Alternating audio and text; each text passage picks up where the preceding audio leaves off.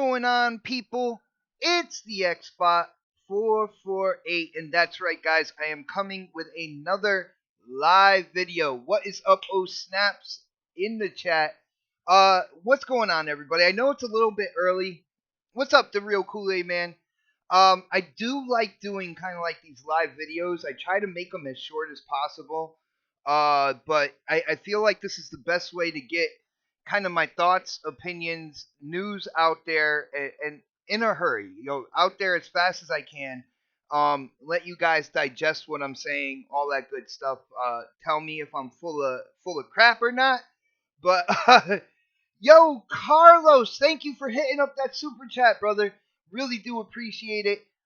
Um, but yeah, so do these live videos real quick.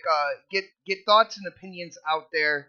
Let you guys know what I've been thinking about, and I've actually been thinking about this topic for a couple days, and I've gone on record for a while now saying that the next Xbox, codename Anaconda, the more powerful one, would be around $500. And the more I'm looking at it, and the more I see people talking about it, also stating that it should be around $500. And looking at what's going on with Microsoft, with Xbox, and with the gaming industry, and even guys with economics out there, um, I'm leaning towards the fact that it might be more than $500. I'm looking at certain things, and I don't want people to get rattled here. All right, there's a couple key reasons why that $600 mark or possibly $700 mark could be what it is when it comes to the Anaconda. Again, guys, don't go crazy right now. Let me finish my thought because I know there's going to be people in the chat. You know, Carlos, my brother, thank you so much for the super chat. Yo, really, really do appreciate it, brother. Um, but guys, we got to look at certain things. We got to look at economics. And I know a lot of people out there, when you hear $600, the first thing you think about is the PlayStation 3 and how that price point, uh, basically turned a lot of gamers away from the PlayStation 3. Um, Now, yo, Carlos, you are going crazy right now, brother. Hitting up that super chat like no other. Thank you, man. Um, but people think about the PlayStation 3 and the announcement and the price and how a lot of gamers turned away from that price point. Guys, this is the reason why I think that when it's all said and done, um, the Anaconda could be priced in the $600 to $700 mark. All right. First off, you heard what Cerny said in terms of the specs with the PlayStation 5, and you're talking, um, Gen 3 in terms of the CPU, Gen 3 Zen, uh, GPU. You're looking at Navi. All right, you're looking at ray tracing, and I can almost guarantee the Anaconda is going to do the same thing. But not only that, when they're talking about more power, yo, the real Kool-Aid man. All right, Carlos, last one, brother, last one. I'm gonna take you on your word on that one. You look at kind of like the architecture that's coming out with the PS5. Of course, we didn't get clock speeds or anything like that, but just kind of like the raw hardware. And Xbox is going to have something similar on that side because they both work with AMD. But kind of like behind closed doors, certain devs that have gotten a hold of the dev kits say that the Anaconda is going to be more powerful. All right, and from what I'm hearing, significantly more powerful, like over 12 T-flops of graphical power and stuff like that. So in order to do that, they have to spend money on the build, on the hardware. And of course, we are going to absorb some of that cost when we buy the new consoles. Yeah.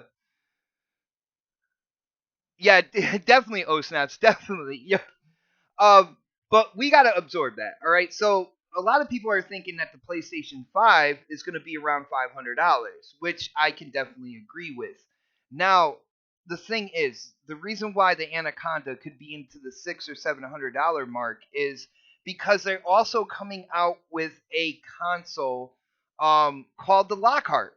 Codename Lockhart is supposed to be a lower price point, lower power specs as well, but it is also um, new hardware. I hate to say generations because Xbox, they don't believe in generations, but they are coming out with a more powerful system, more powerful than the X, called the Lockhart. All right. Yo, the real Kool Man, I know it'd be really steep for you, and that's why they're coming out with multiple consoles. They're coming out with the lower power spec, and then they're coming out with what they consider the premium or hardcore gamer console when it comes to the Anaconda. And I know that's $600, like say $600. People think about the PlayStation 3 and that unveiling. And the thing I wanted to get to about that, guys, the PlayStation 3, what, that was over 12 years ago. You look at where gaming has gone in 12 years, and it has become absolutely huge. All right.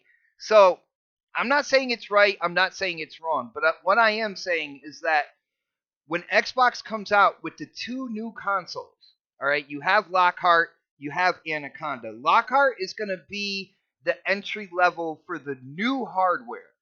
So I would think that around maybe $400 to $500. And the Anaconda, looking at the economics, everything that's going on, how big the gaming industry has gotten, I can definitely see the Anaconda coming out at a $600 to $700 mark. Now Neverland in the chat says the media will kill it if they price it at $600. Brother, they're gonna kill it anyway. All right. And Mad Jack says $600 to $700 is on the build your own PC level. Brother, think about the ray tracing, over 12 T flops of power, the customization within the hardware itself. All right. A lot of people said that the Xbox One X would be a $600 to $700 system, and were completely surprised by the $500 price point. Moving forward with having two iterations of the new hardware, having the Lockhart and the Anaconda. The Lockhart will allow you to go possibly lower than competitors in the industry, such as the PlayStation 5 or whatnot. That Lockhart will bring you in at a low price point, but if people want the absolute premium, they want that supercharged, V8 or V12 underneath the hood, they're going to pay more for it. All right. And the reason why I'm saying this now, guys, because a lot of people out there, there's still a stigma about the PlayStation 3 price point. We moved on over 12 years from that. All right. Let's see. Paul says, I'm just a guy that pays attention. PlayStation 5 March 2020, Xbox Anaconda November 2020. PlayStation 5 Zen 2, Anaconda Zen 3, both will be around $500. Now, Paul, in the perfect world, you might be right. And dude, I might absolutely be wrong. I just want to put it out there to the gaming community that it could definitely be more than $500. There are things lining up here with having multiple iterations of the new hardware, having a lower price point and a premium price point moving forward. You see the popularity of the One X in comparison to the One S. I believe we heard from people at Xbox that the One X is selling above expectations. Okay? What is up, Saltiest Gaming? Brother, good to see you in the chat. I'm actually interested to hear what you think, man. Uh, yeah, prices relative to the value of the consumer, Saltia says.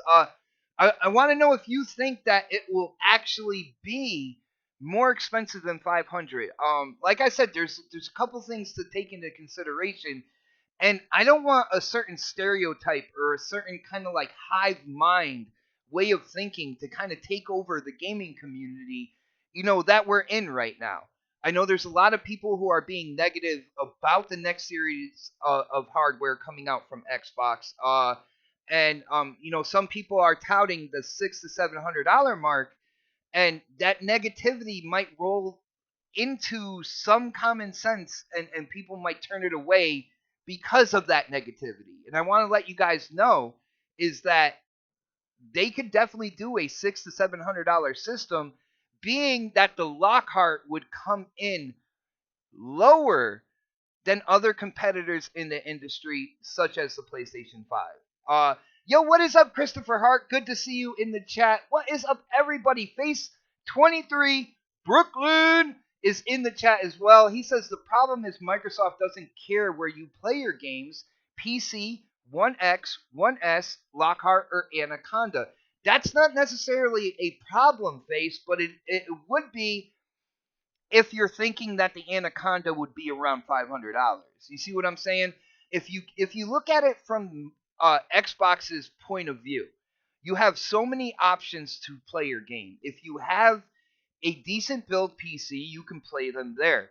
If you have a 1X or a 1S and you don't really have the money to upgrade with forward compatibility, which I do think is going to happen with the Xbox, you can still buy the games and play them there.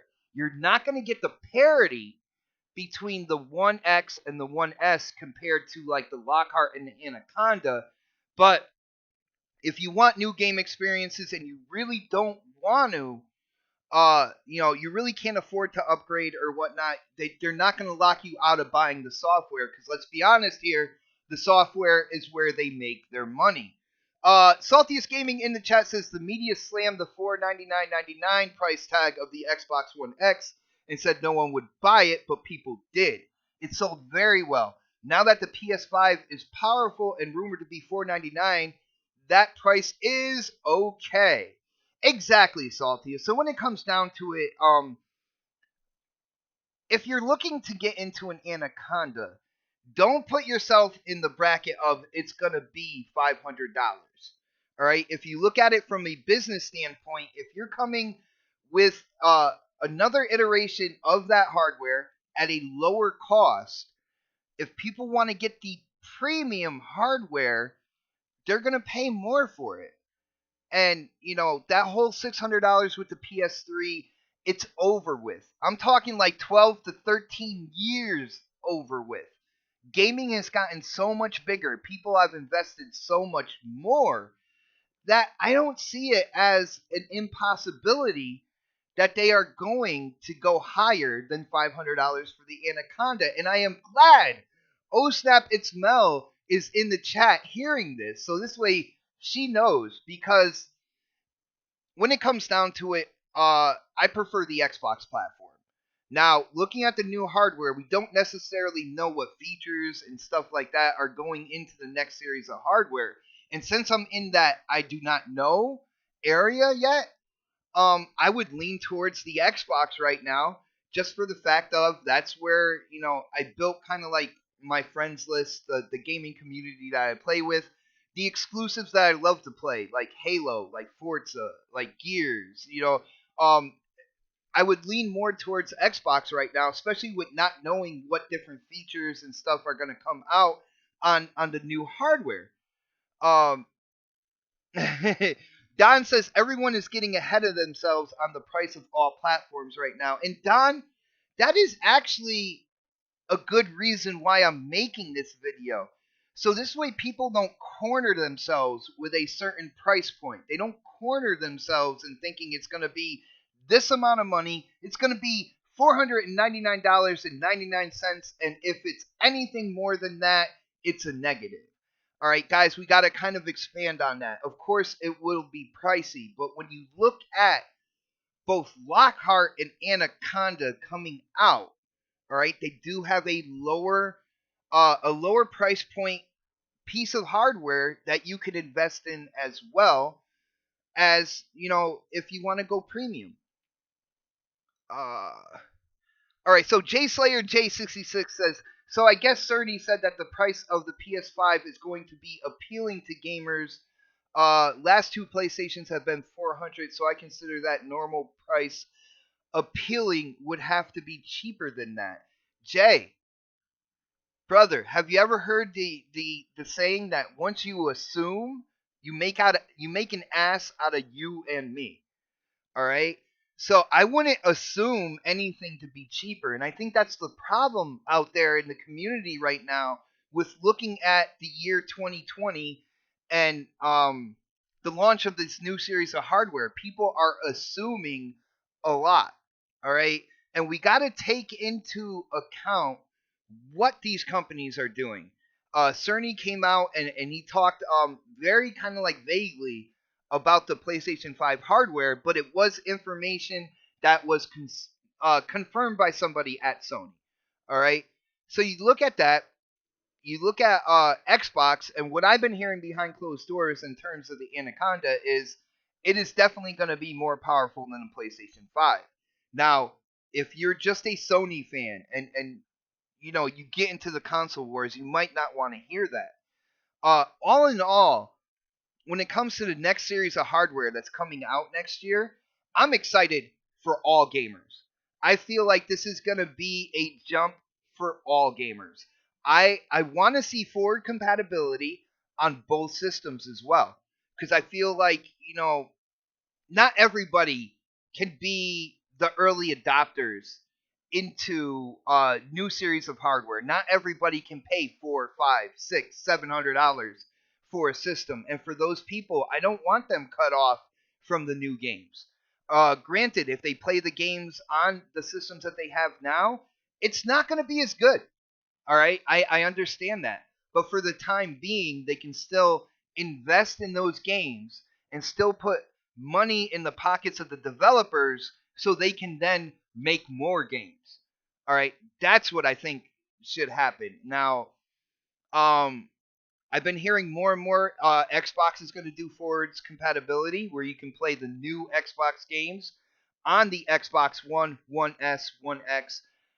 I'm not hearing so much on the PlayStation side of things. I did hear backwards compatibility with PlayStation 4 and Vita games moving into the PlayStation 5, but nothing other than that. And I'm just letting you guys know what I've heard. Christopher Hart said the PlayStation 5 is going to be the best console. Xbox power isn't going to be enough anymore. Sony is making the PS5 so powerful that Xbox can't talk power anymore.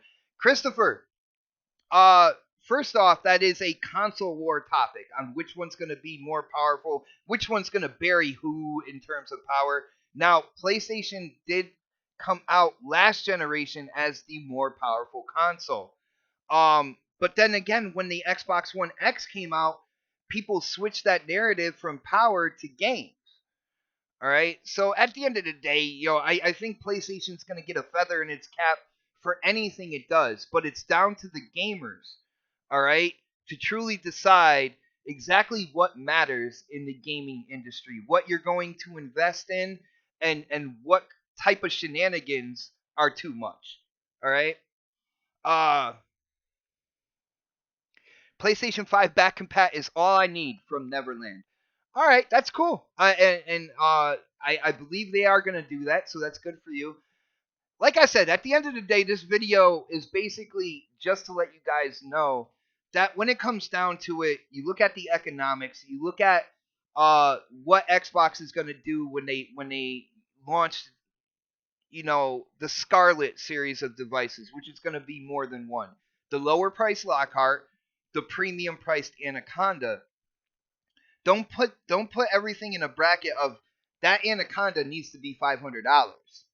I mean that if you do that, you may be disappointed in the future because I feel that I feel that Xbox looks at if you want to get a premium console, you're a hardcore gamer, then you're not looking at $600 and saying, "Oh, that's too much money."